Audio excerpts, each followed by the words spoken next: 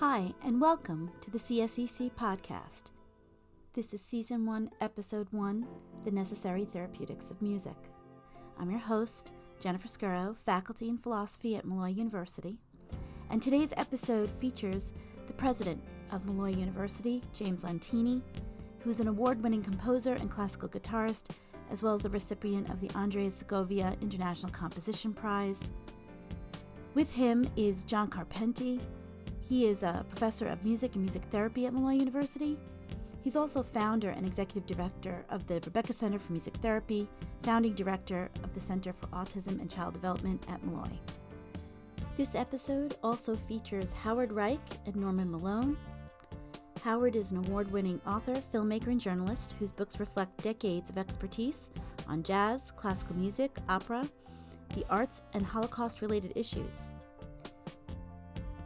Howard covered the arts for the Chicago Tribune from 1978 to 2021, and in 2019 he published The Art of Inventing Hope, Intimate Conversations with Elie Wiesel.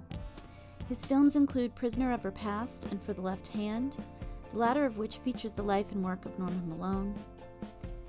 Norman had worked as a music teacher for the Chicago Public Schools for nearly 35 years. Despite a traumatic injury and subsequent paralysis on his right side, at age 78, Norman launched a long-delayed concert career and has curated and commissioned an archive of music for the left hand. Finally, Steph Ban is an independent scholar and disability rights activist.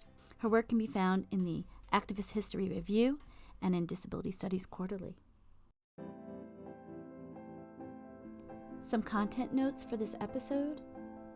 We will be discussing trauma, traumatic injury, disability bias and ableism, as well as pain from synesthesia and other neurological sensitivities. I hope you enjoy our discussion. We could start with you, Howard, a little bit about just capturing some of the context for the film. I know you had done this when we did our session, the film and how it came to be that profiling Norman, you were able to change the way you wrote about music, the way you accessed music. If you want to talk a little bit about that. Well, this is a project that just started small and kept on snowballing and getting bigger and bigger and bigger, and still does to this day, which suggests that we've, hit this kind of phrase, we've hit a chord here with a lot of people. People are responding to this. But as is indicated in the film, I heard about this man, Norman Malone, who played music with his left hand. And that meant a lot to me because when I was a piano major at Northwestern University, I played and performed Ravel's Piano Concerto for the left hand because I love Ravel's music so much and because the concerto is so jazzy, and I'm also a jazz writer. So I started to interview Norman, and I did not know it was going to become this big project. I thought this was going to be next week's column, basically. But the more I started interviewing Norman, the more he revealed about his story and about himself, the deeper this became, the bigger it became. And so, until finally, it's a three-part series on the front page of the Chicago Tribune in 2015. And when that ran, I thought, well, this has been a year-long project. I'm done. We did it. But shortly after that, Norman, for the first time in his life, starts getting invitations to give concerts and starts giving them. And I thought, aha, now this is a film because we need to show this happen. As good a writer as you are, writing about music is not the same as hearing it and seeing it, which a film can do. And so we began filming Norman's performances, filming his big climactic performance of the Ravel Concerto to the left hand, a piece he and I both have lived with for a long time, me not quite as long as Norman. And then ever since then, we've been traveling the country with the film to tell people this story. And so the question is, why has this resonated with so many people? I think there are a variety of reasons. Everybody faces some struggle in their life, perhaps not as much as Norman has faced heroically at such a young age, but we all deal with struggles and with issues. And music seems to be a way to help people deal with those struggles, with those challenges. It certainly dramatically was the case in Norman. With Norman, it also is the case in my life. I'm the son of two Holocaust survivors. There's a lot of dissonance and trauma in our house, and music was an escape from all that for me. It was a way of me building a life through music. So By working on Norman's story, I think I came to realize more deeply than ever, to sum up, that writing about music, which is what I've done my whole career as a critic of the Chicago Tribune, writing about music is not only writing about music. It's writing about much bigger issues. It's writing about issues of education, of access, of social justice, of trauma, of relief from trauma. And Norman's story crystallized all these doors that writing about music opens up. And it opened it up for me, and I think for all the uncounted people we've been showing the film to around the country and that have seen it around the world. It's a question of survival. Definitely survival. After the accident, um, I survived where my brothers didn't. And it's been a life challenge, teaching and playing, performing. And Howard given me the opportunity to perform the concerto with an orchestra, and that I thought I would never do in a lifetime. So that was a great challenge, and it just opened up a new avenue of possibilities at my age. I taught for 30 some odd years, and I thought, well, that's the end of that. And then I could concentrate more on the piano, which I didn't neglect, but I didn't have full time teaching. Choir and everything took up so much time, but now I had time to practice and rediscover and find new compositions, and it opened up a new avenue. So I'm just grateful to Howard and Gordon and the film production and all the travels that I did. Yeah. Can you talk a little bit more for people about the collection and where you are in it, why you do it, or what you found exciting? I also thought what was really nice, and maybe it's worth highlighting, is that you're also curating and asking people to create, to contribute. Yeah. Well, I have over, I would say, close to 300 compositions for the left hand. And I'm always looking for new material. And if I'm lucky enough to find a pianist or a composer to write for me, I'm eager to do that. The ragtime was great, and oh, what a challenge! The jazz compositions that Discerner did for me was just marvelous. I've attempted to approach other people that were composers, and sometimes it doesn't work out. I think they find out that it's quite a challenge, and it's more difficult than most people think. And so, but I'm constantly looking for new things. And I corresponded with a musician or a musicologist. I think he's from Russia, and he had combined all of these left-hand compositions.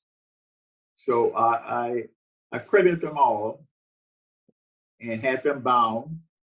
And when I get a little anxious and bored, I go through it and see if I can find that music.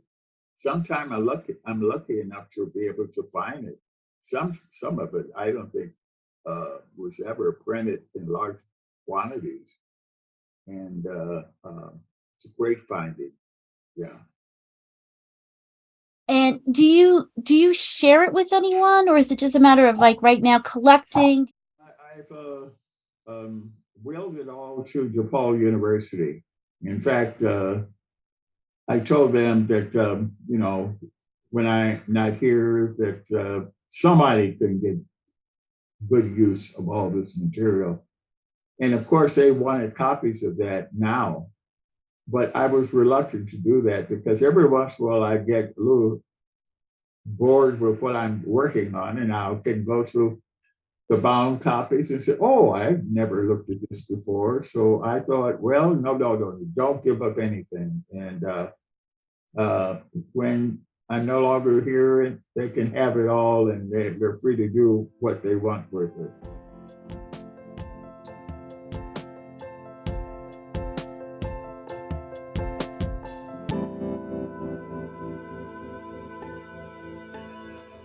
Well, I feel so fortunate in a way that I met Howard. So Howard, just interestingly, the connection was, I was provost at Oakland University in Michigan. He was invited to come and speak there. He was speaking about his work with Elie Wiesel, and Elie Wiesel, obviously a very well-known figure in the Jewish community, with books out there that are really important, talking about the Holocaust and so many experiences related to what Howard talked to us about a little bit, besides the experience with Norman, which was just amazing.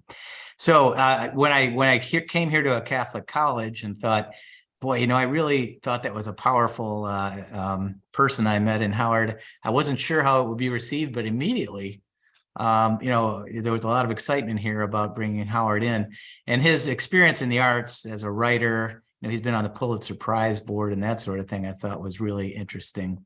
So, and he knows jazz, knows new music, and he's passionate about all these things and very knowledgeable. So I'll go this path with it. I think, the amazing thing about the story with Norman, for example, is that music I'm a musician, so I speak to this maybe firsthand, and it's always been amazing to me. I know sometimes we can make the mistake of thinking that everyone in the world appreciates or loves music the way that one might, like in my case, right? I mean, and oftentimes it's true. You take somebody like Norman with the challenge he had with only being able to use one hand and all those kinds of things. Look at the meaning that music had to him, and has to him, and what a life changer that is. So you think about the number of hours it takes a day to work the piece up that he had to work on to play with an orchestra. So it's a significant part of your daytime life, right? Thinking about and practicing and having a kind of discipline that really does bring meaning to your life. But the other thing that's great about music is that there is a true outcome. Whether you're going on a stage or you're in a small room somewhere playing for one person, there's this moment where you've practiced something, you've worked it up, and now here I'm going to show you what I can do. Music has so many parallels for me in my own life of overcoming a challenge, to getting a piece of music in front of you the first time and going, I don't know how I'm going to be able to do this. I had no idea. It's way beyond what I think I can. And then, you chip away a little at a time. Oh, wait, all right, maybe I can do this much. And it might take you 6 months, it might take you a month, it might take you 2 years, it might take you 10 years.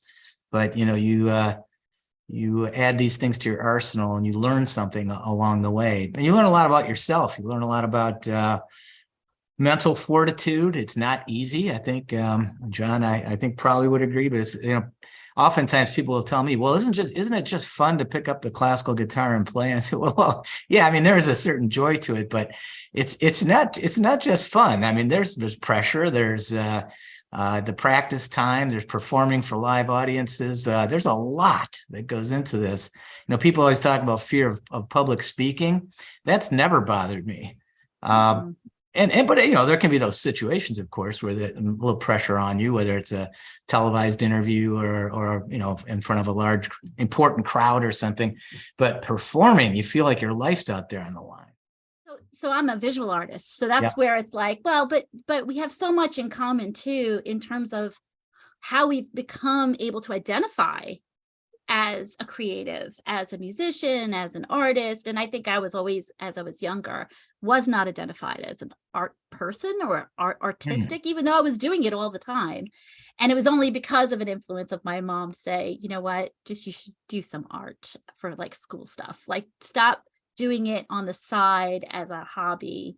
But what I also love about what you just said, and I think this is going to be an important theme throughout this episode, is how instructive creative activity, when you have access to the resources and you have access to the supports and you have access to like just the time it might take to cultivate that as a resource for yourself, that it's risk management, it's internal risk management, it's performative risk management, right? So like it's a access and an entry into cultural production that I think if we're not introducing things like really rigorous quality music education or creative art education.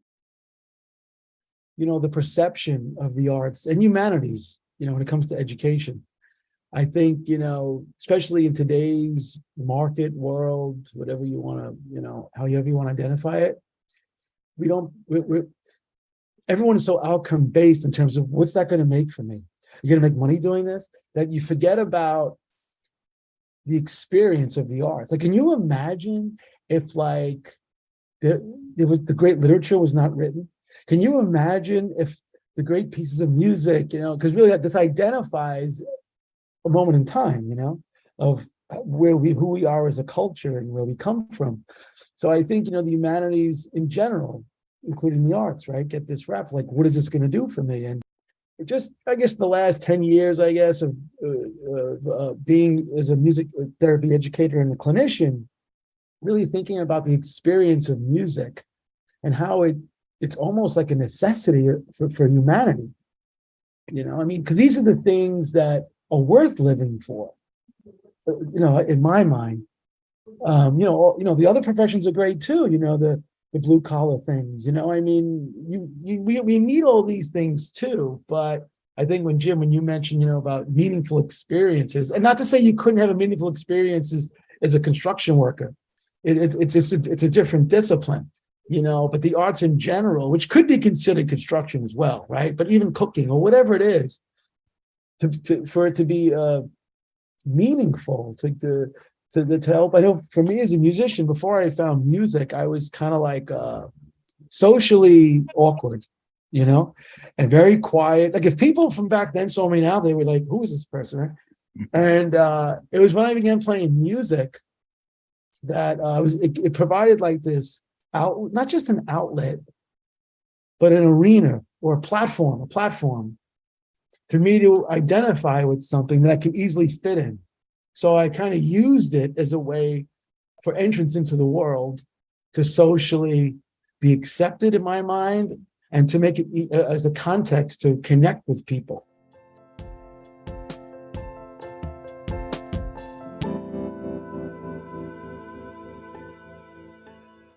And I have a lot of feelings and thoughts about this. I'm thankful to be in a place like Long Island, where there is appreciation for the arts. But, as I'm getting to learn the school districts more, where I come from in Michigan, there was a big problem. I was lucky. While maybe not a rich person, I afforded lessons for my kids, but they were private. They weren't necessarily, they were getting some at school, but, I had them doing violin lessons and piano lessons and things like that. But I had the wherewithal to do it. And what that will not happen for families if they don't have access to it in schools. And I think it's a tragedy not to allow young people that experience. Maybe not everyone's going to be a professional musician, and that's not the point. It's what they learn along the lines of what I was just talking about. And I think that has to be one of the things that we fight for, to make sure that arts and music stay in the curriculum in schools. But the other parts of my children, as they've gotten a little bit older, one of them did become a professional violinist and actually does some other things on top of that. That wasn't our goal necessarily as parents, although my wife and I are both musicians. It was to teach them that discipline part and showing that if you put work into this, you get an outcome and you can achieve. And that kind of discipline is what a lesson, and a demonstrable one. And music teaches you so much beyond the music you're playing. It just teaches you, some of it can be cultural. I don't know what kind of music is this? This is not what I listen to on a daily basis. So you learn something new, and it's such a beautiful shared experience that is unique. I think music is different because it happens in time, and looking at art on a wall is a whole different kind of experience.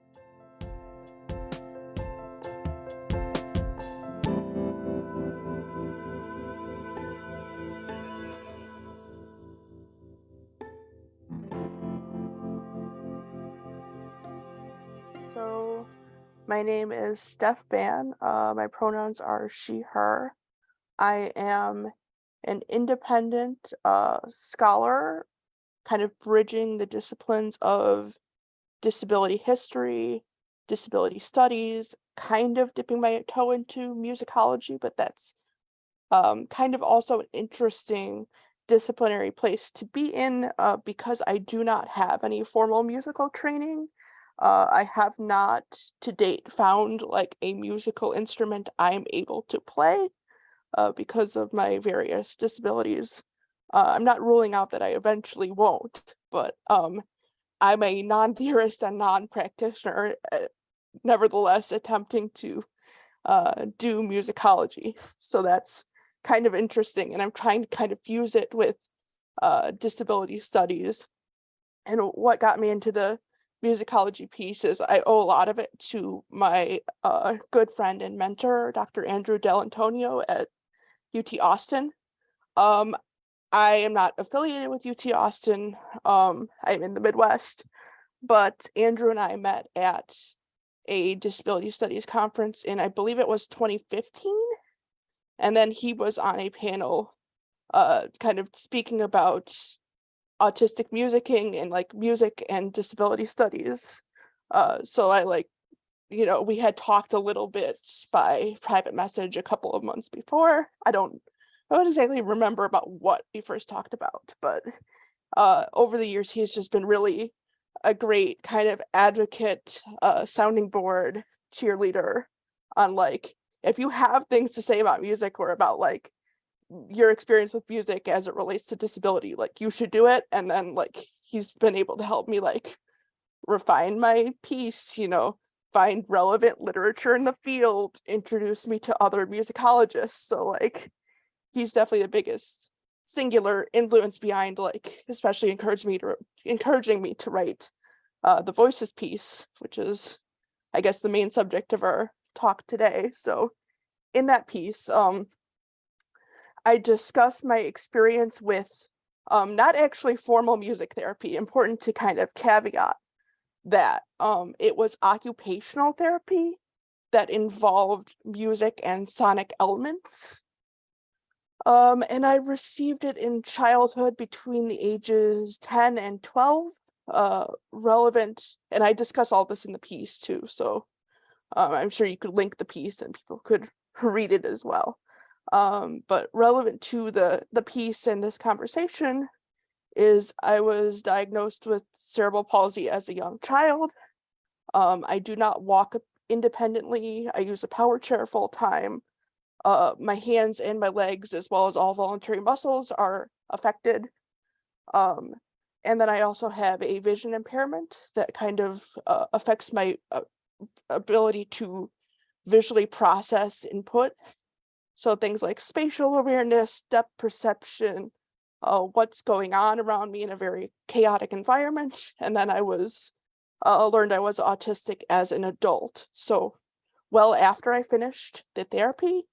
So that was not a framework that the therapist had working with me, but it's something I know about myself and have for several years. So I want to foreground, as I do in the piece, that I overall had a very pleasant experience with occupational therapy involving music. The therapist was extraordinarily compassionate, very kind, did not attempt to coerce or push me in any way to do things that I felt uncomfortable with. As I talk about in the piece, the moment I wanted to stop anything for any reason, like if a sound was too loud or painful, we stopped. If I didn't feel like doing anything, I had space to voice that. So my kind of pushback on kind of only seeing music as a therapeutic implement is not born out of a bad experience with therapy involving music. I had a very good experience. The therapist and I are still on good terms. I wrote the piece based off of interviewing her. I was initially just going to write the piece based on like what I remembered of going through the therapy. And then I'm like, hold on, I bet you I can get back in contact with her and like explain what I'm doing. And she might like want to say her piece too. So that's kind of what happened. So we spent a long time just kind of talking through, okay, here's how I as the patient experience it. How did you as a therapist experience it? How did you think about patient goals? How did you think about agency? That kind of thing. So as I say in the piece, it's not born out of like a bad experience or feeling coerced or feeling pressured, because I didn't. I really enjoyed. It was my favorite of the therapies that I had to go through as a kid, because I had to go through several, being multiply disabled. But looking back at it as an adult with especially a disability studies lens now, I'm thinking, why was my only exposure to engaging with music in a group setting a therapy setting where I was expected to change how I process the world, how I move, how my coordination is? Like, I'm expected to change, like gently and happily and non-coercively, but that's still the expectation. It was never like, let's meet up and jam, or let me show you like how you might be able to play an instrument. And that's not what that particular occupational therapy was meant to do. But I was just thinking about it as an adult, like, why wasn't I allowed to do that? How would it look if I, were going back into something like that therapy? And like, how do I use music in ways maybe similar to that therapy and different from it? And how can I expand the role of music to not just be, oh, we're going to use it in therapy to make you more close to a non-disabled person, but how do I use music, especially as an autistic person, to like help me do things that I want to do, like regulate my sensory system, express ideas that are emotional or otherwise hard for me to express, cultivate certain emotions like joy or even like sadness, communicate what I want to say to a group of people with a shared kind of musical frame of reference. So I was just kind of thinking through the piece as contrasting those two experiences. Like, the therapist obviously wanted to support and help me. I don't think I was harmed by the therapy, but I also wasn't cured of any of the supposed problem, doing air quotes, problems that I entered it with. So like, I believe the original impetus for therapy was the therapist wanted to see if she could improve my coordination, being able to use both hands or coordinate the movements of my hands and legs, which is impacted by their cerebral palsy, and be able to visually process things better in the environment, to be able to kind of do fine motor movements that the therapist thought would help with self-care down the road, like being able to dress myself and do buttons and snaps and things like that. I would say, and the therapist knows this too, we discussed this, I would say I'm not able to do any of that independently. I'm probably better at it than I was at age 10 or 11, but I still get assistance with things like dressing myself. I still, when I go out into public in an overwhelming environment, I still have someone to like help guide me around, or I follow in their footsteps, or like, stay close to them to, find a path through. It's not something I'm comfortable doing by myself. I'm still not great at picking up like very small objects. All this to say, my life is not bad because of those things. Like, I'm obviously speaking from my own experience, and different disabled people have different experiences, and I was talking about it with the therapist, but it didn't make it into my piece. And she was kind of asking me about the role of, well, I have patients that are, for example, autistic and want to improve their tolerance for certain sounds, and they want to do that. So we use the music to help them do that. Is that like a bad thing in your view? And I'm like, no, because it's patient directed. If someone wants to expose themselves to sounds to hopefully be able to tolerate them better, and that's what they want to do, and they ask you for your help, or they want to improve or make their own handwriting like closer to normative standards, and that's something they want to do, and they ask for your help, I'm perfectly okay with that. And I say, in the conclusion of my piece, that I'm perfectly happy with like patient-directed goals, even if those goals might be a little bit more normative. What I didn't feel when I was going through therapy, that I didn't feel like I could set my own goals. Like I felt like I was empowered to say, oh, I don't want to listen to this song, or I don't want to do this activity right now, or like this particular thing is too loud or too intense for me, and she would stop it and we would do something else. But I didn't ever feel empowered to say, well, this is the kind of music I like, and I listen to this music to calm down, or I listen to this music to feel happy, or I like to sing this song with my parents or my friends to communicate something. And I don't think the therapist would have been averse to that at all. I think she would have found it interesting. But the therapy structure is not set up so that the patient is an equal participant in dialogue, so that the patient is set up as a knower of things, someone who could know their own mind and body and know things about music. It's set up as like the therapist knows something about music, in that she knows or they know the effect of, or the likely effect of this and that piece of music, and what it will do for the patient in terms of trying to rehabilitate them.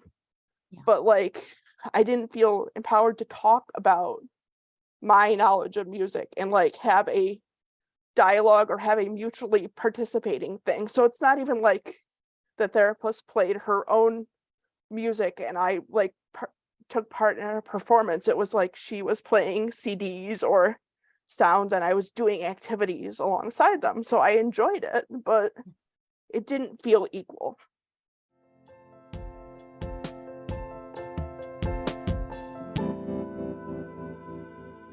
Eventually it brought me, and all those, like Jim was saying, all the things that music, what happens when you study an instrument. But in addition to that, it's all the things that you take in through your epistemological lens that then guide the way you play, that then takes me to say music therapy. There's a reason why I'm here. It's not just, I just like, oh, today I want to be a music therapist. And I kind of bring this to the students. I try to, especially the grad students or the upper class undergrads, because sometimes with all the studying and the internships and they have jobs and some have families, go back to what brought you here, which is the music. You wanted to be able to work in music to help folks, to help people, and so, and even so, thinking of then taking that into the film that we sat on the panel for, back in the fall. So it comes full circle, it's how music works in terms of, providing experiences, music experiences, and making it accessible for folks who may not be able to. There could be, economics involved, but let's say the case of the Rebecca Center, there is some, we provide music therapy services for folks with all challenges, mostly to the neurodivergent community. And we're not trying to change them, we're respecting their voice. They have a great voice. And we always we call them clients. We always look at clients as fellow musicians. And so we have more training than they do. And our job is just to provide a music experience. Because where else are they going to get this? Where if you hit a cymbal just because, say, it's a self-stimulatory behavior, we can play something musically that can make it communicative and it becomes music. So it's relational. Right? So it's not about like teaching them how to play the drums, which could be great. They might develop an affinity for percussion or maybe the piano and want to explode it. That's great. But for us at the Rebecca Center, it's really providing an experience for them that they might not be able to have, somewhere else. So accessibility to music experience. And in some of the underprivileged communities or low socioeconomic communities that may not be neurodivergent, maybe they're typically developing folk, it might be economics that keeps a guitar from them, or lessons. So I think, if we're like archaeologists and go to the bottom of it, I don't know. I just think that the perception of music and the arts in general, but music, because that's what we're talking about. It's kind of like people take it for granted, It's something far greater than that, Well, I think that's why, the idea that it's affiliated with basic needs, right? I think this is also what's motivating me from the ethical point of view to add an injunction, add a kind of moral demand that seems to be missing, is that in my work on ableism, in the book I wrote, one of the things I discovered, or I at least tried to explain, was that ableism is a dismembering phenomenon. It seems to kind of render people, communities, in all kinds of ways that affect both disabled and non-disabled people, right? Ableism as the bias operates regardless of your identity position, because at any time that changes, right? Because we grow and we change and we shift over time, we age.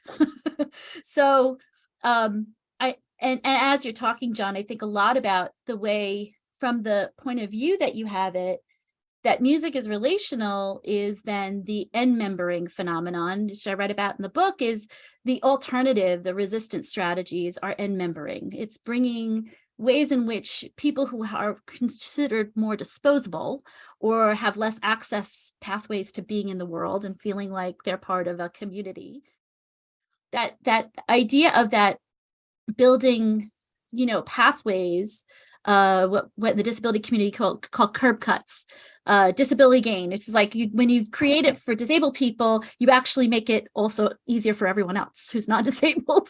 So with the instructive quality, especially at the work of the Rebecca Center, when you're doing the therapeutic work, is that you really are enmembering in a kind of service way the possibility of people identifying through that relational quality of music production, or that access point is something that has to be an investment, but a strategic investment in ways in which your clients are equals to the service providers, the service professionals at the beginning point, at the starting point, and not that there's some kind of learning curve to have to then access, right? There's some kind of obstacle course or gatekeeping, which is really a powerful statement from an ethics point of view, because those kinds of strategies or structures or pedagogies we have to train them, we have to build them in, we have to make them things that have a praxis, a living, breathing, active test experiments. We're trying it out. What do different clients need at different points in those relations with the therapeutic mechanisms or the therapeutic services we're providing for them? How am I as a service professional when I'm younger and learning how to do it, as opposed to the older folk who have been doing it quite a while, who get stuck in their practices and maybe need to learn some new tricks of the trade or new strategies, or to undo some of the biases that we've accumulated along the way.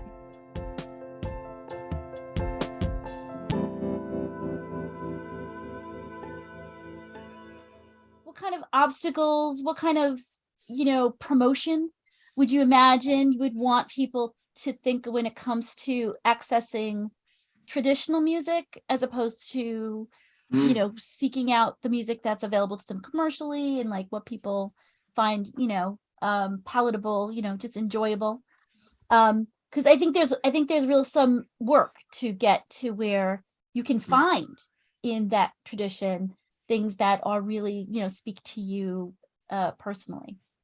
Well, things are starting to change in classical music. There is a basic standard repertoire, the 3 Bs, Bach, Beethoven, and Brahms, the repertoire that's always played. But I think now, because of things happening in our society, a lot of the orchestras are starting to put a much belated spotlight on Black composers who've been ignored for the past century. Florence Price and William Grant Still and others. Those are now being played, which they should have been played when those composers were alive, but orchestras are trying to reach out. Women composers who long have been neglected, orchestras are trying to bring that out. But these long neglected voices, who are not part of the canon or the mainstream, really have an uphill battle, because this has been going on for 200 years that we've been celebrating the same basic composers. It takes a while to catch up, but there is some incremental progress.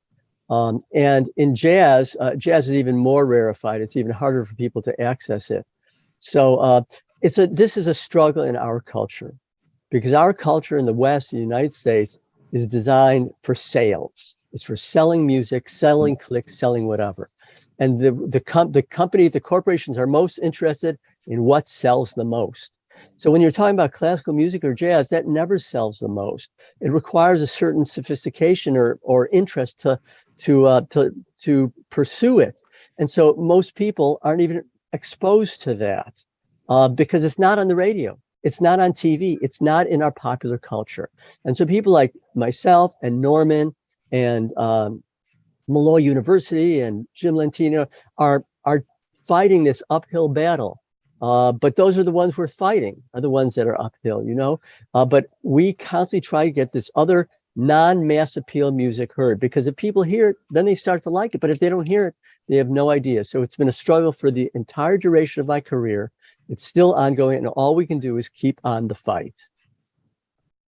I still talk about the ragtime piece and how there's like an impossible possible that came with it. Like this should not have to. How might we do this? And this is what I love about this is what I think of when I think of self-knowledge, is that this kind of absurdly strange challenge of taking something that won't yield and the medium finding this really crafty, wonderful, uplifting way to make it yield, make it do what you will, and still have it be transferable. I think also as playable, right? Because there's lots of things I think I do in my own art practice, but I don't know if I could ever show anybody else or have anybody else follow me on it.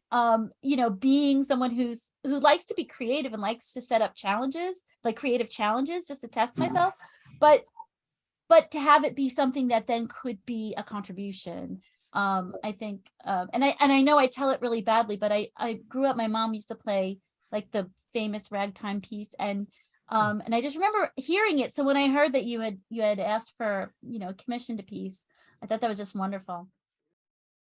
You know, now I have collected, I think, close to 40 left-hand concertos for the left hand. And only one has been performed more than any other, which is the Ravel. Prokofiev, Hindemith, Ned Rowan, who else that I can think of offhand? Well, Benjamin Britten, which you played. Oh yes, Benjamin Britten. There are over a dozen, you know, brilliant people. Richard Strauss, 2 compositions for the orchestra and piano. Brilliant pieces of music. I think one of them has been recorded, and the other one never. But there is some really difficult and profound, deeply music for the left hand that should be heard. But the only one that's constantly heard is the Ravel, which is a masterpiece by itself. But I think the others should be heard too. I would love to hear somebody play the Richard Strauss composition, and any of the others would be just great. But it's due to my injury, and I never would have heard about it. Leon Fleischer contribution to the field of music, and because of his injury, and brought out a lot of these compositions that were not heard before. So it's a great opportunity to explore this new field, and I hope that it opens up so people can hear it. Some very brilliant music being composed.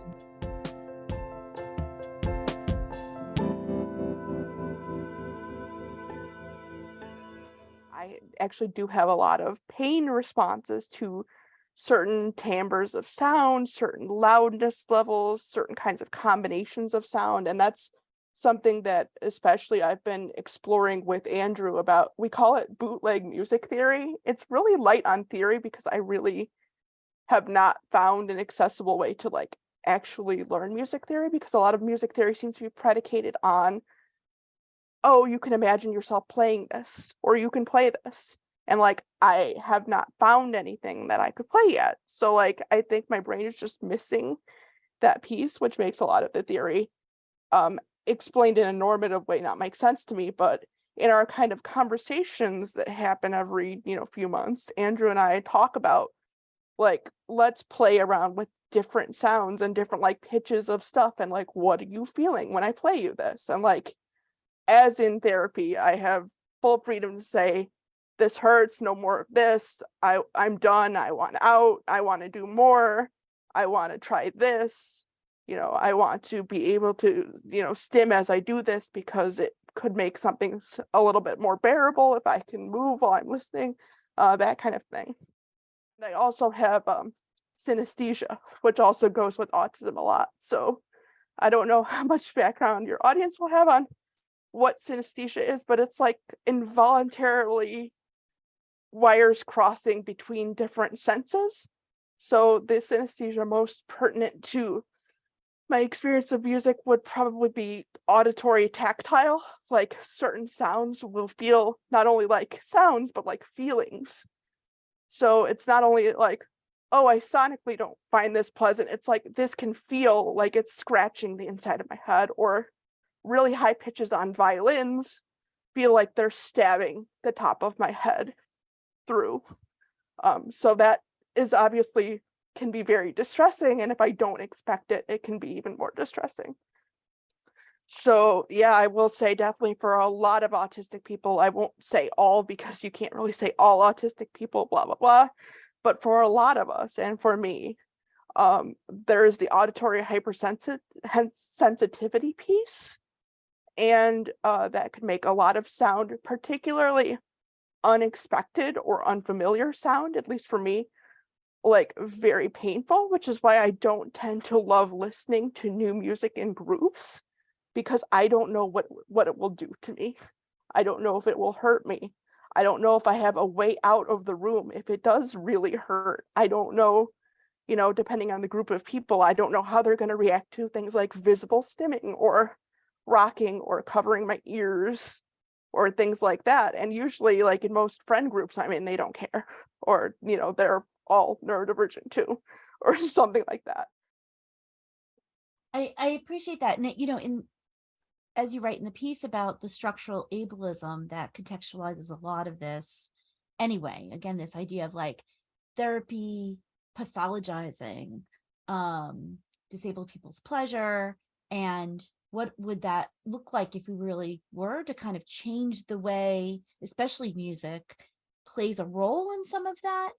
And in my own work on ableism, I do talk about like this bias of acquiescence. This acquiescence bias is when, there's like this compliance that emerges when one is under therapeutic care, or, whether it be the care of your parents or the care of like a professional or the teachers, right? Or the aid that you might get, that there is this kind of like willingness to be compliant because it does make the experience pleasurable, as opposed to the, and the non-compliant, right? The non-compliant child. And a lot of therapies that are more coercive and really almost harmful or abusive tend to also kind of benefit from that underlying bias that comes from thinking you are benefiting someone, but the relationship is still built on something essentially unequal,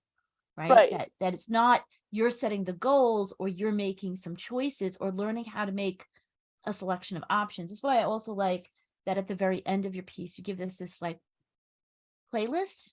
It's like a catalog of music that I think itself, and this is something that I also talked about with Norman, is this idea of creating an archive for yourself, right? When you don't have access to what is considered the canon or the tradition or how things are done, right?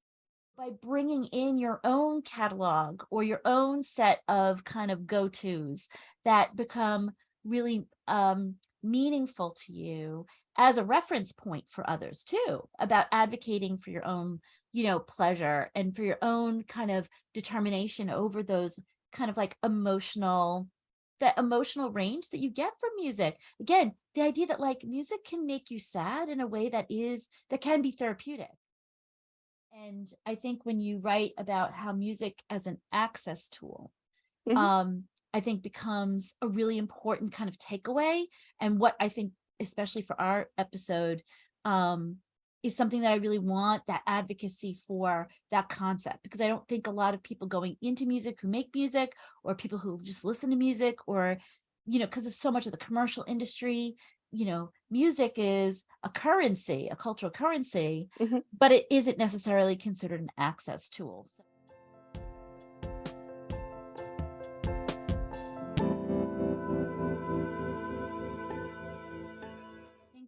I think I want to be able to integrate this into the this particular episode, I think in part because the emergence of things like masking, I think, can very much come as part of a strategy of survivor in a culture that is ableist and violently ableist, right? So the idea may be that that in environments in which music becomes a kind of enmembering, relation, right? That one bonds over music, or one is environments in which they get to share in the joy of music or different kinds of music. They get to exchange in ideas about music.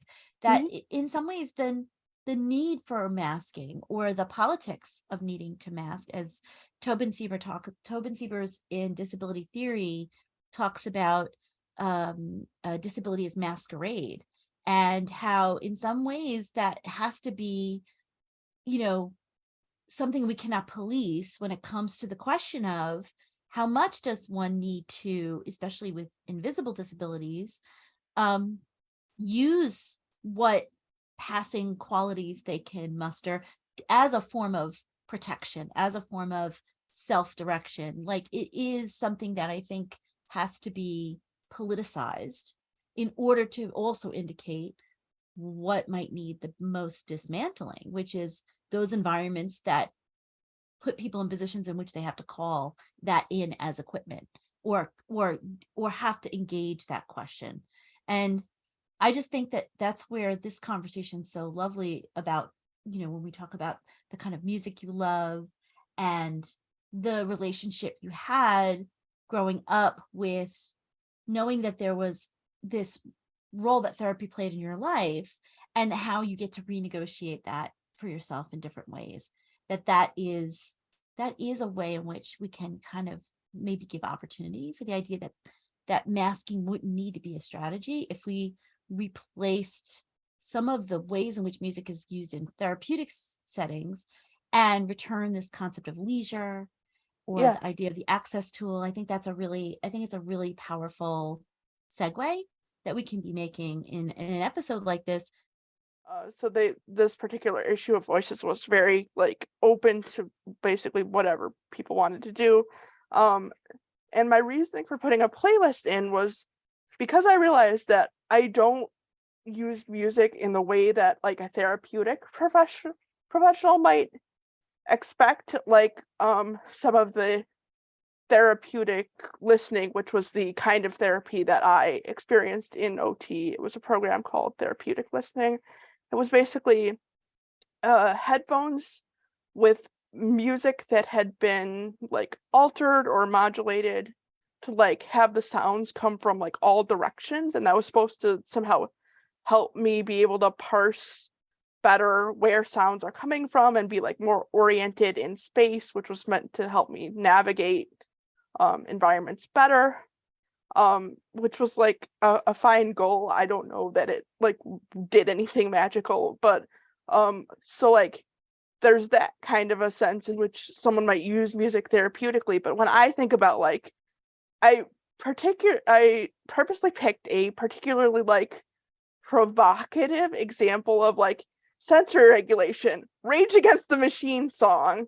And Rage Against the Machine, for people who don't know or can't guess by context, they're like a leftist like metal hip hop experimental guitar rap group that hit their heyday in the 90s, but I think they just reunited and are touring.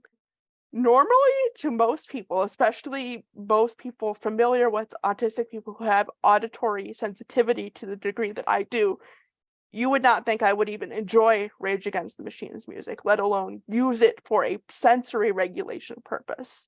And one of my anonymous reviewers in Voices came back and like pointed out, the thing about Rage was really, really surprising. Like, you made me think about, what does sensory regulation look like when you're not aimed at like being soothed or calming down? Because in my paper, the way that I use this particular Rage song, Sleep Now in the Fire, if you want to get the particulars, if you can, is when there is a really, really loud kind of grinding repetitive noise, like a vacuum cleaner or a blender, or something that's just like really loud, really painful, really grating, maybe synesthetic in a kind of negative way. What I'll do is I'll put on headphones and I'll put on something that is also very loud, intense, and heavy to forcibly reroute my brain to focus on the music, which is familiar to me. I know what to expect. I find it useful for this purpose, so that instead of loud grating blender noises or vacuum noises, I have, grating, grindy Tom Morello guitar solo that literally sounds like a dental drill. And I don't think most readers are going to expect me to say that, but I wanted to be a little edgy with it. Like, sensory regulation isn't just like, oh, I want to put on Regina Spektor and chill, or I want to put on easy listening, or I want to put on Billy Joel. Like, all those artists have their places for me, but like when I am already in an environment that I can't leave with very loud, very overwhelming sounds, I just want to outdo it with something I know very well, I'm comfortable with, know what to expect, and is going to be very immersive to my brain, so that I'm not focusing on the bad noise, I'm focusing on the noise that I chose.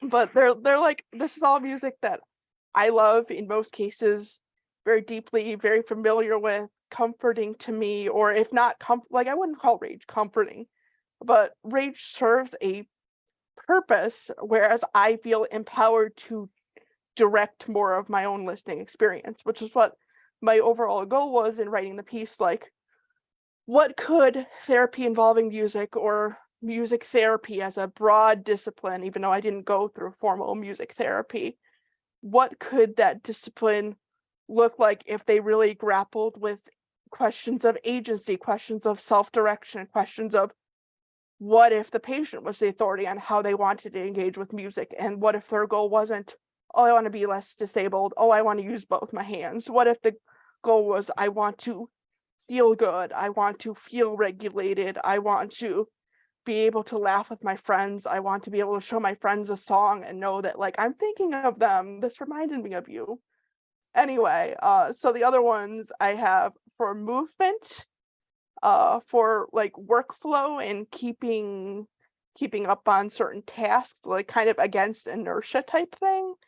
I have emotional expression, communication about ideas, communication about emotions and relationships, and then for humor and play. And all of those kind of theme areas are areas that, because of either being autistic or the ways that being autistic intersects with my other disabilities, are hard for me to do in day-to-day kind of functionality. So I use the music as like an access tool or an aid. I compared it in the paper to like I use a mobility aid, like I use a wheelchair to aid in moving around an environment. I use the music to aid in each of the areas that I discuss. So what differs from therapy for that with me is, in my playlist, I feel in control of the songs that I picked. I can listen to them or not listen to them as I desire. The kind of overall aim is not, oh, making me less autistic or making me less disabled. It's working with whatever challenges my body and mind are presenting to me, and like, how can I work through this? How can I work with this? How can I work around this? For the sensory regulation piece, I can't really work my way through hearing a really loud vacuum cleaner. So how do I use music to work around it and distract? For workflow, I love one of my autistic deep loves. Some people might know them as special interests, but I prefer deep loves because special interest just feels pathologizing, be like, oh, special needs, special interests, special opportunity. No, they're things that I love really deeply. They're often things that I know a lot about. They're things that I never get tired of engaging with, even if I have to like repetitively engage with them. Like I've probably listened to hours and hours and hours and hours of the band The White Stripes. I know probably all of their songs by heart. Someone actually made a website that clones the game Hurdle, which is kind of combining music and Hurdle. It's like it will play you the couple of seconds of the song, and the object is to guess the song. Someone made a website of Hurdle that just does the White Stripes song. So far, I am 100% on being able to guess any White Stripes song from within second one. So I am proud of that because I love them so much.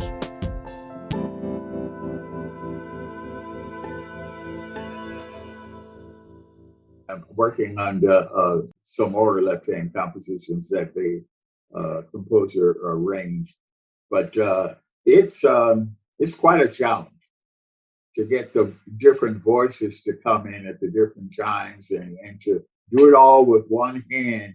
It's quite a unique piece of music, and but I got it completed now.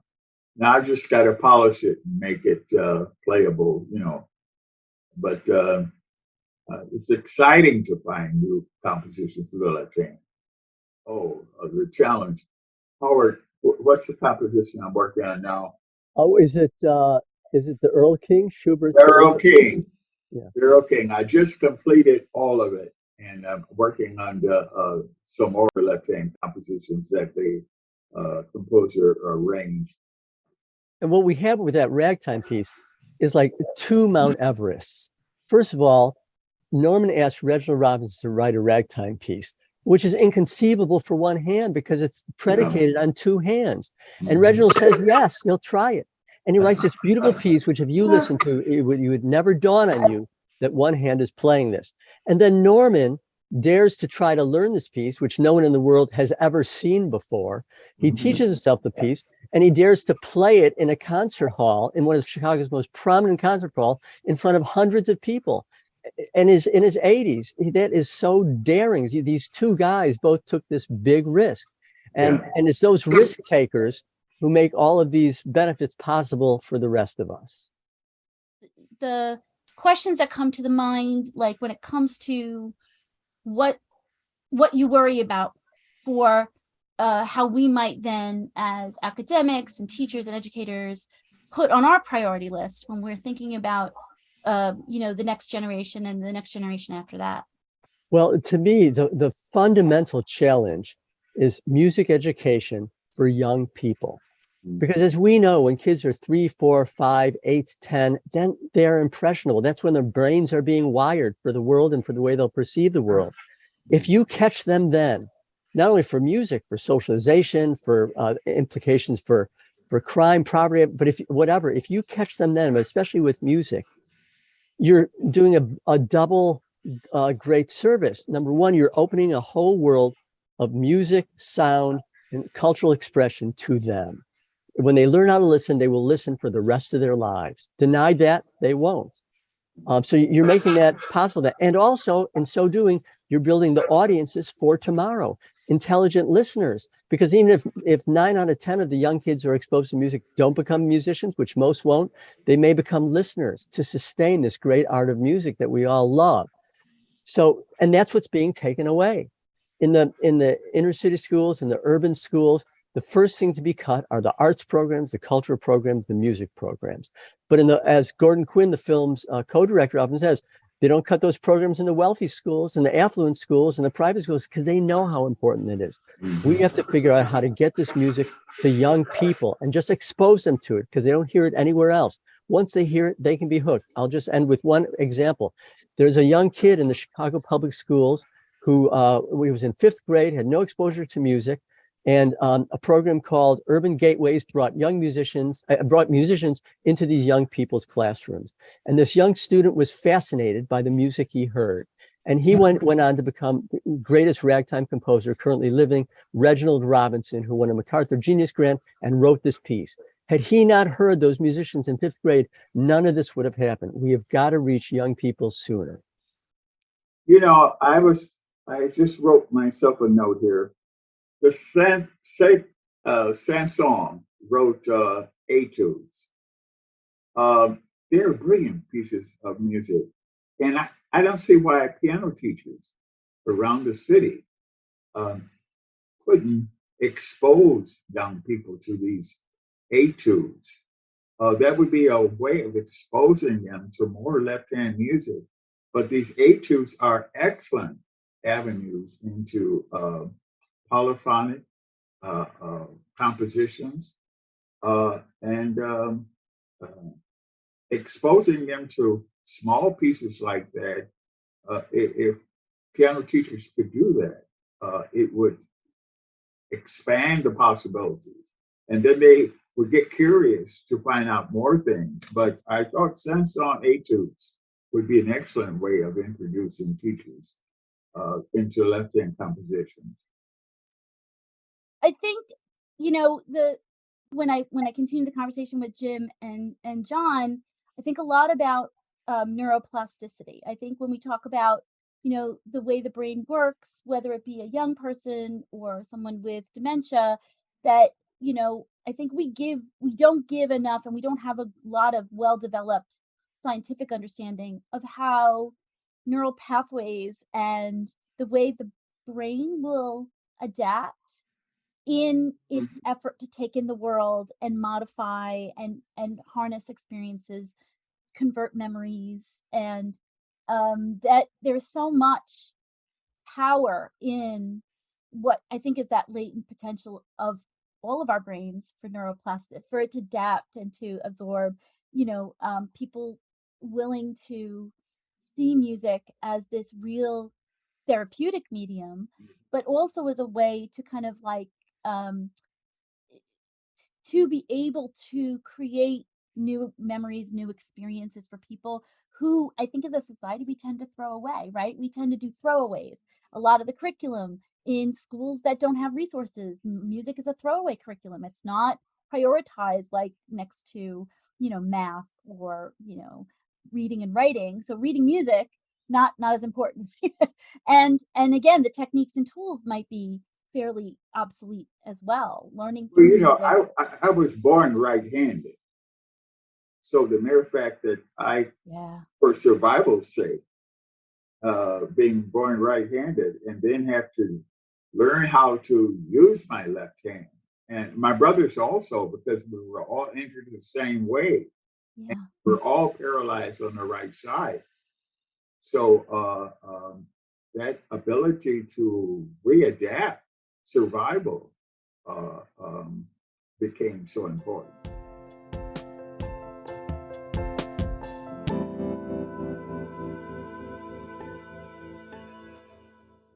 All right. So another part of this is one of the things I took away from the and I did talk about it with Howard and Norman a little bit, was this idea of the classical music that came up, that archive. I let Norman talk at length about his collection of bound concertos and stuff that like he hasn't even gotten to, and the fact that he's like commissioning and curating. So tell me a little bit about your experience with how important that can be in terms of what we do as a institution of higher learning.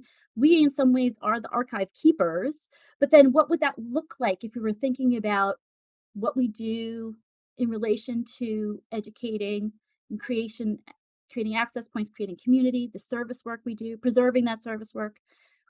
When we think about resourcing that classical canon, like I was thinking when you were both talking, Aristotle says when it comes to young people, the best way to teach them good habits is sport and music, because they associate pleasure with discipline. And they don't have reason enough to be able to know that it's good for them, but they have enough to know, like, I enjoy winning the game, so therefore I'm going to show up to practice at 6 a.m. So even Aristotle knew, and that's what I love about the canon, is I use it at my disposal for when I need it, but I don't suggest everybody go read Aristotle. So what do you think of, or what do you associate with that canon of music, that traditional classical canon? And again, we had Howard really talk through like the importance of jazz and stuff for him. But I'd love to hear your point of view on that. Yeah, we could go on a while with this one. And the world I'm watching, haven't been around a few years now. I'm watching so many changes culturally going on, and viewpoints about classical music coming from Europe, and how is that viewed? And being a composer myself, who grew up in an era and mostly the 70s, 80s, going to college, where as a composer you were trained in a certain way, that I guess I'll put it that way, where if you were going to succeed in your studies at those institutions, I would say there was a little bit of a expected format of style and things like that you might be writing in. Some didn't, and you take the Philip Glasses of the world, who kind of worked against kind of the traditional counterpoint model, and some people don't appreciate it. Others say, well, there's a novel approach.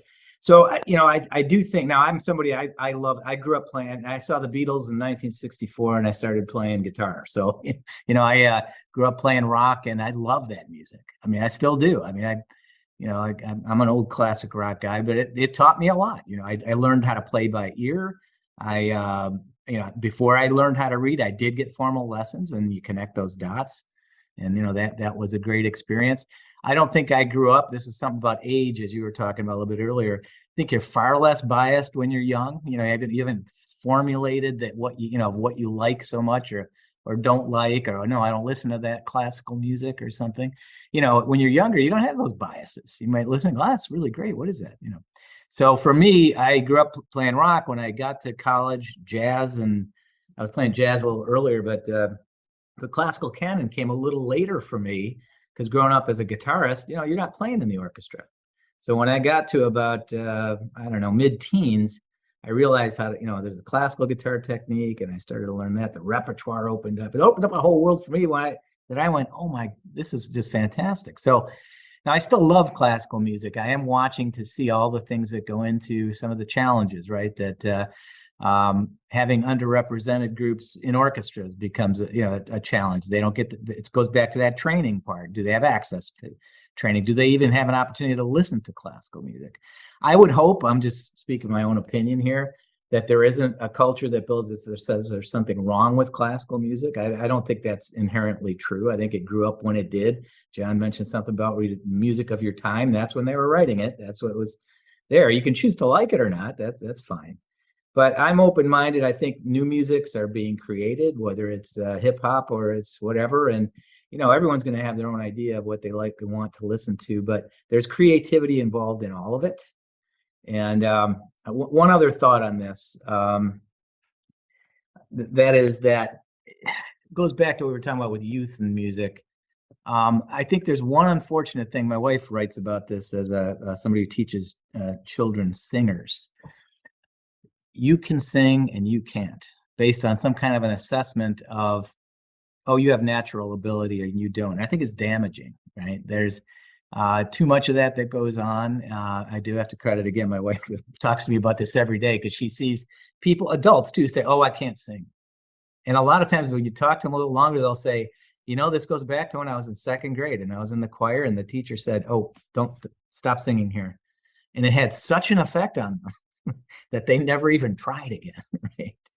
So, and I think that, again, debilitating in a way and limiting, because, I'll go back to what John was talking about a little bit earlier too. You don't do music and art necessarily to become professional musicians or artists. If that happens, that's a whole different thing. But you're doing it for the whole experience. That doesn't have to be professional outcomes. And boy, what a loss if somebody is told you're just not talented, and that same could go for golf or basketball or, whatever else. But, Jim, I want to capture that, because I think the narrative of like natural talent is damaging is such a powerful kind of insight, because also this is also reflected in Howard's conversation, is that the humanizing quality of engaging in creative activity like music production or accessing music, but also like building that knowledge, again, the transformational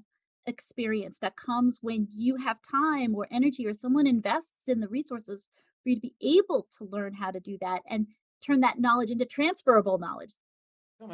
When I have a similar background as you, Jim, I started off as I learned how to play guitar in bars. I was a bar musician, a rock musician, played by ear, and then I just wanted to learn more.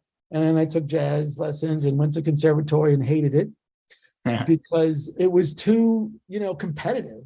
I'd rather keep the competition on the ball field, and it wasn't about camaraderie or anything about. It was about outdoing folks. Right. And so I think that this lends itself to it's a microcosm really for everything else in the world and how we view this. Who's to say that why do you have to sound a certain way? That does it really matter? I mean, yeah, maybe you're not going to perform at Carnegie Hall, but that's not the goal, right? It's maybe just to be able to sing or to play, I don't know, play an instrument.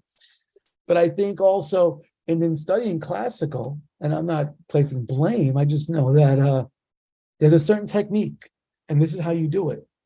And when you take liberties, at least back in the day, with certain musics, that wasn't really, that was frowned upon.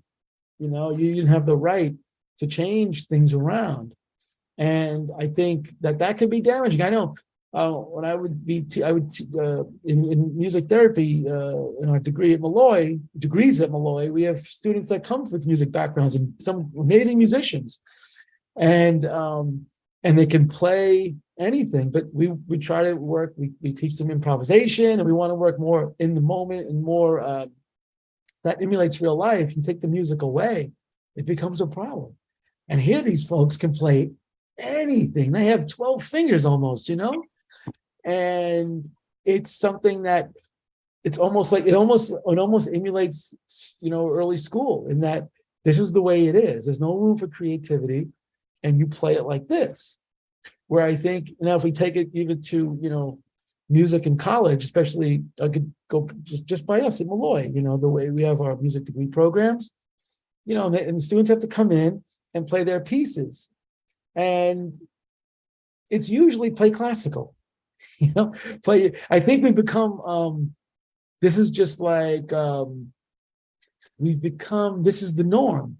Now that we're starting to look at it more, and diversity outside of music is starting to happen, why shouldn't that happen in the entrance part of, what if because we're starting to get a lot of folks who aren't trained musicians, but they're really musical, and they might want to come in and do something that's not classically based or jazz based or sophisticated music, but you could really see like the music child in them, and they don't have a training in music. And so we're leaning towards more trying to find those folks because we're not a conservatory, and we also value what we have at Molloy in our music program. And I think it accentuates what we're talking about here, that you're saying you're not as good as this person's not as good, but everyone's got their different thing, I remember, Keith Jarrett, the pianist, the famous jazz pianist. I remember reading this great interview where the interviewer was asking him, what makes you so great? He's a guy who would improvise at a whole concert, like 2 hours of all improvisation, right? Like amazing. It goes beyond musical skill. And so he goes, it's everything but the music. It's what I know about philosophy. It's what I know about history. It's what makes him a human. All the humanities, that almost then help him and give him license, for lack of a better word, to No, that's excellent word. explore the bounds of music.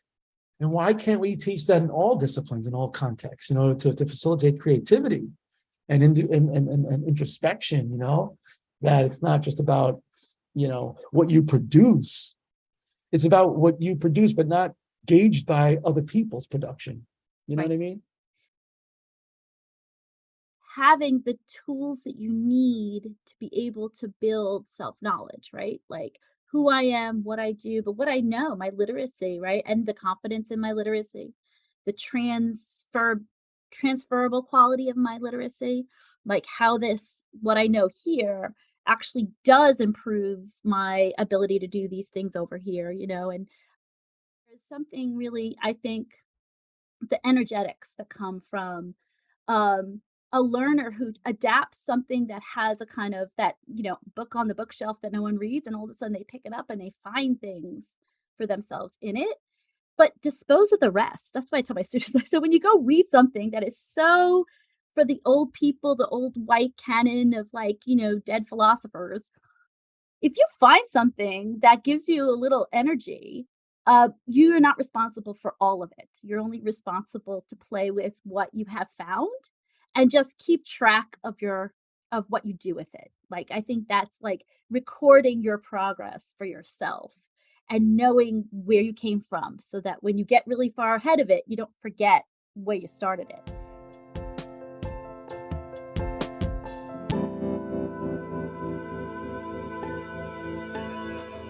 I don't think any teacher from elementary up through high school could have taught me how to produce music in a way that either worked with their expectations with being in like group settings or that would have made me happy, because like I'm one of those people, I think it's common with a lot of people where have low skills in one area, where it's like I would love to be able to play an instrument and I want to be able to play these chords and stuff, but if my fingers don't have a lot of dexterity, or I don't have use of both hands, or I don't have use of both hands independently, I don't know how I'm going to get to what I hear in my head.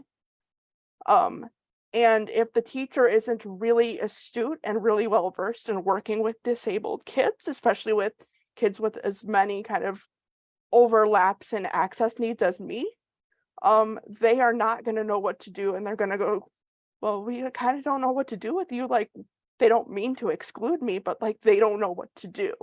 And like I don't know what to do because I was like 9 and 10 years old. Right. And that's what structural ableism can really look like. For some kids, if they don't have a robust communication system or someone who knows how to communicate with them, for example, if they're non-speaking, that might be harder. But also I think there's value in inherently honoring non-compliance. Honor that sometimes just no means no, and it's not like a thing of, oh, we need to change our approach so that they will become compliant with this and do what we want. Because I mean, sometimes that's useful, but sometimes it can be like really insidious of like, oh, this is hurting, so we'll do this gentler thing, but the end goal is still, person sits still, person picks up objects with both hands, which might not be a helpful goal or one that they would choose. And the problem isn't how gentle or not you are. The problem is sometimes you have to just honor that no means no, and give patients tools to like say, okay, what matters to you, and like how can I, as the therapist or as the instructor, I'm thinking particularly of conversation with Andrew, how as I, with the person with more knowledge or more institutional power, like help you achieve your goal of writing this piece. I think that's such an important statement too, because I think when I'm thinking of the honoring of non-compliance, you're right. I can very easily see that being like, but the agenda stays the same. Maybe I'll just be a little gentler, or if I see the child, or if I see my client resisting, that non-compliance is just an obstacle to work around. I think that's what access intimacy, when you're really building it, has to look like. But I think in those situations in which there isn't, or there's already built in a kind of disparity in that power relationship, access intimacy has to be really conscientious. We have to be building that like idea that the trust of who I'm working with, that this is for their self-directedness, Right. and that we expand the catalog of the pleasure that they might draw at their leisure time from the music that we're listening to, trying to figure out which ones are the ones that become the ones that you can anchor yourself to, or those experiences or those skills for that matter, right? The skills that are good for you is as important in any kind of relation, that someone is, if someone's tasked with helping you build that catalog, that self-direction and that access intimacy should be priorities, Right. and not necessarily the therapeutic goals as much as maybe the therapist might think, or the professional, might think. You brought in Mingus, so disability justice is what I'm thinking of here, and capitalism and the ways that it kind of molds people to comply within larger systems. And I'll also give you this link. There's a Black autistic parent of Black autistic children. The page name is Fidgets and Fries. She has informed a lot of my thinking around like ethics of autistic representation and what that means, like the need for some people being able to work in oppressive systems that force like entire groups of people to mask. Like she does a lot around like adding nuance to the debate around ABA, where it's not just pro or anti, it's like how do families that need to navigate the system for survival do so ethically and do so in a least harmful ways. The Voices article that we've been talking about has been my first formal foray into disability studies and musicology. I'd love to continue that work, particularly around like my embodied engagement with music. So I'm gearing toward maybe a presentation with the disability interest group at the American Musicological Society, because they have a call for papers that I'm trying to work on something to submit, something around like bringing my sensory engagement with music into the framework of like queer feminist readings of music and like embodied listening and queer listening.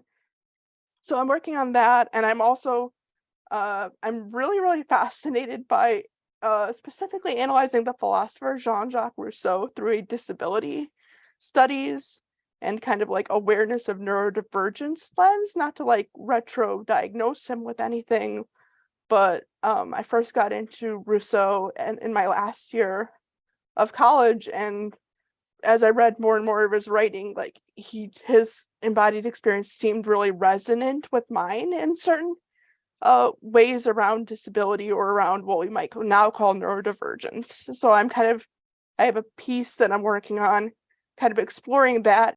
I'm convinced that he had some sort of hypersensitivity, and some of the ways that he describes like polyphony and how he experienced it are very close to what I describe when I hear like certain timbres of sounds or certain like sonic landscapes. So I'm kind of looking at that too.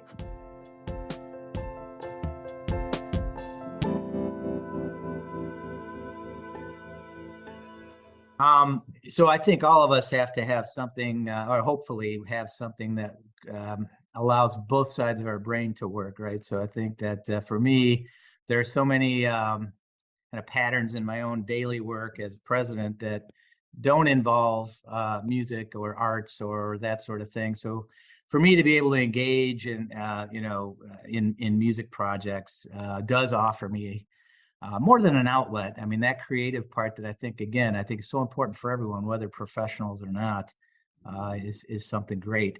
So for me, I still keep my hand in. I've got a recording coming out this spring, this month, in fact, that was a composition I had written for a chamber ensemble a while ago, had never been recorded. And while I didn't have to rewrite the thing, I had to be involved in the recording process and that sort of thing. So, I don't know if I have for me, that's something I try to find my own way, right, of what works for me. And my hope would be for everyone that they can have that creative outlet of some sort, whether it be, we're talking about music here. So I think it's fun if it's pop music and you're in a band. In my day, it used to be we'd call us garage bands, right? Not the one that's a software piece now, but I was actually in a garage band, right? So what a great way to interact with my friends. I can't think. My wife, when I got married, she realized. I had been just living music around the clock, right? And living with these people were basically my family, right? At that point. And I still fondly remember that experience. And to some degree, I probably rekindle it a little bit when I get involved in these projects. So, I hope that, what the work that John does, I think is so important. You can see this sheer joy, I think, in the participants' faces and expressions when they're able to not just sing or perform by themselves, but it's that shared experience that just makes it feel like you're on a team, you're doing something together.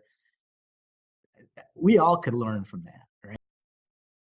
There's a piece by Audre Lorde called The Erotic as Power.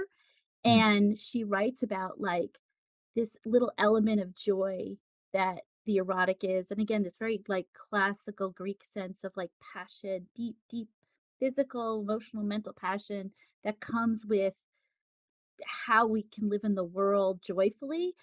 But it's something that can then inform whether you build a bookshelf, she says, or write a poem. And she says, but that's the thing about joy. It's different than the kind of erotic pleasure we usually associate. It's not about me. It's about the sharing of the joy, right? The joy is a shared quality in a way that pleasure isn't really shared in the same kind of way. And it's a really insightful piece. I think, even just like what we're doing now, we have these common concepts and it's exciting, I was kind of tired before we started, and then we start talking. It's like, wow, this is very cool. And I could talk like this with folks that are interested in sharing, like, it's this shared experience of similar interests. Back to now, being at things, I have this I don't want to, not a recharging, but a different view or expanded view of what music experience is that I think is like enhanced how we provide services at the center. And to think of it more as not an outcome like, oh, music is going to help you do better in school, or music is going to help you. Like, you ever hear these things, studies say that music can increase math scores. Well, why can't it be math scores can increase music? Can make you a more expressive musician, So, because I would think like that, when we hear therapeutics, it's got to be about you coming to change. I want to change a behavior. And I thought like that for a while because we're counting things, and doing assessments and looking for improvements. But my lens was very skewed, I think. Now it's more widened where why can't I be more descriptive in describing something? And it's not about saying you have to get better here, but maybe deepen the music experience for this client, Yeah, not prescriptive. And I think that was one of the things I'm doing in my research too, is trying to change some of the language of what therapeutics can do in relation to trauma care. Because a lot of it is about these kinds of outcomes. And very often trauma experience is not treated as a knowledge, it's treated as something to move past. But trauma experience can be really rich with potential insight. And there's a lot that people can learn from a survivor. And similar to that, when we come to these, I think there's two things that I'm taking away too about how we might reframe some of the questions about what we do with music and what gives us hope and promise is the democratizing quality of being part of music communities or part of musicianship or creative communities, right? Just generally. And also the politicizing of this. Again, the music, when it's apolitical, becomes second to the other forms of education. When we politicize things like music education or music therapy, we also see it as really kind of a form of solidarity building. You can build relationships with people that usually there might be huge sites of contention, competing interests, right? But in that setting or with these kinds of environments or those spaces, you get to kind of build new solidarities, right? Relationships in which you might have different interests, but you are kindred in your affiliation with them.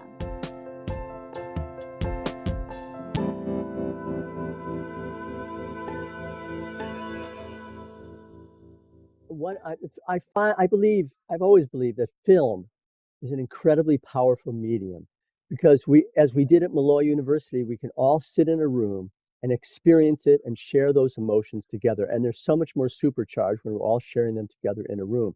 And this film, because it's touring around the country, because it's aired nationally on PBS, because it's streaming on Amazon, we're reaching more people with this film than we ever could do with any 1, 2, or 3, or 10 concerts. So that's why we made the film, to tell this story.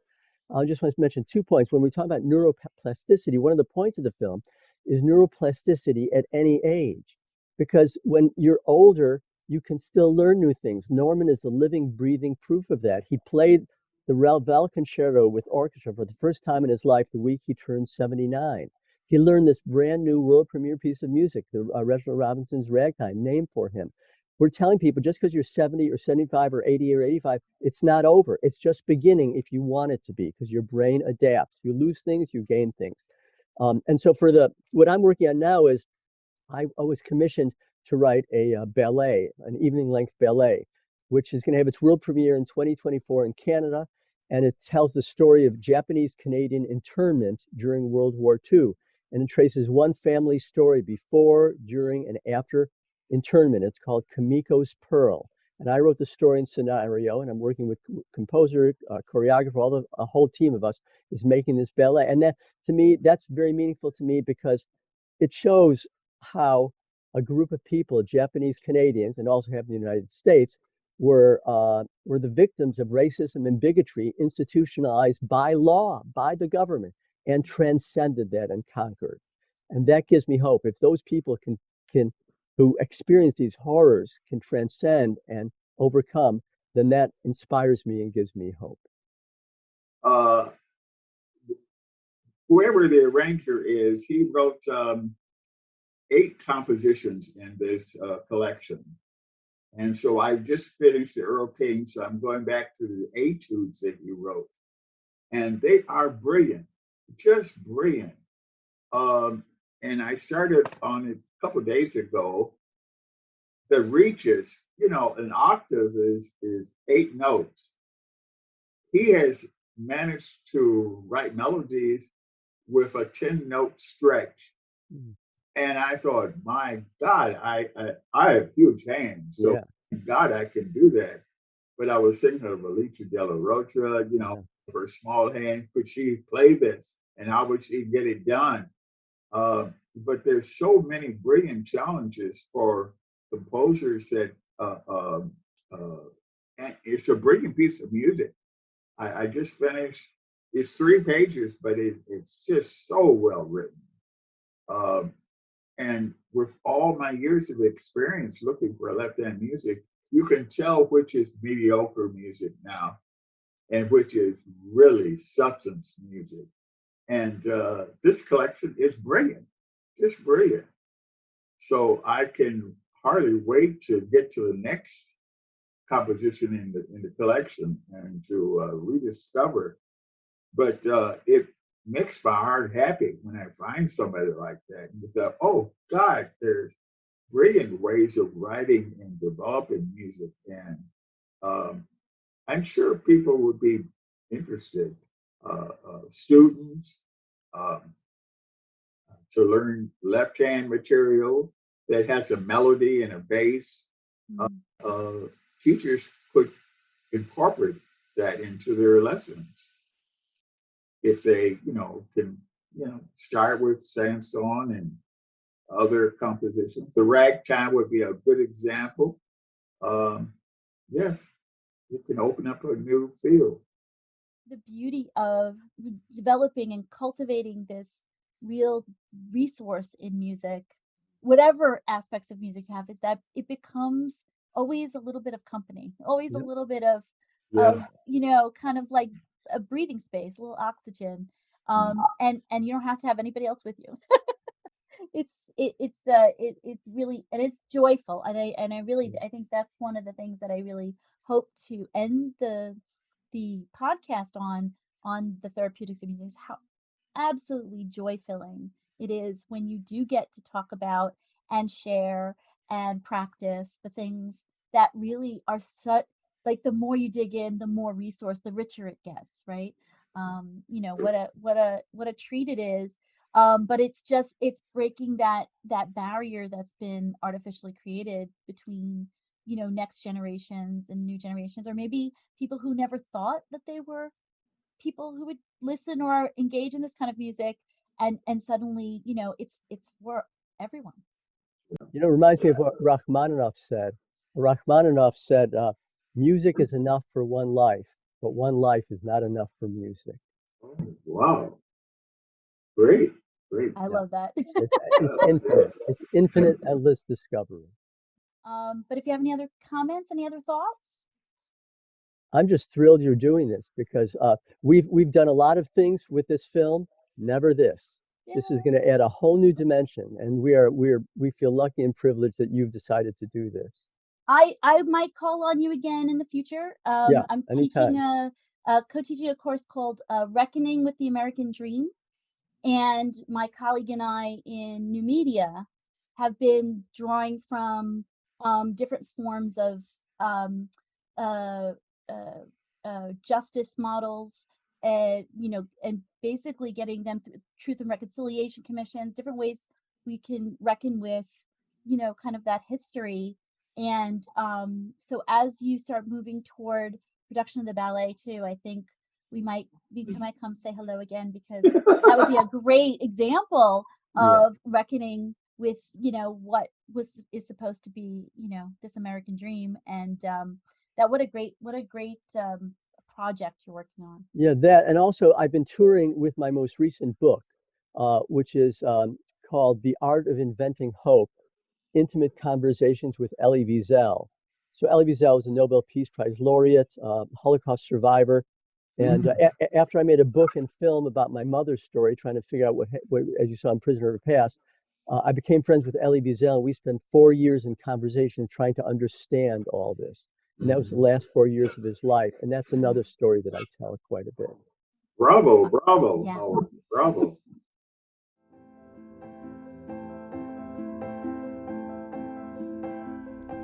I hope you found our conversation enriching.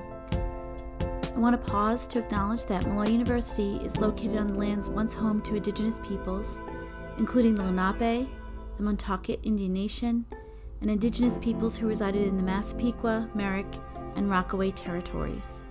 We recognize the long and complex history that has brought us to these lands, and we seek to understand the ongoing impact of settler colonialism and its influence on the cultures and heritages of Indigenous peoples.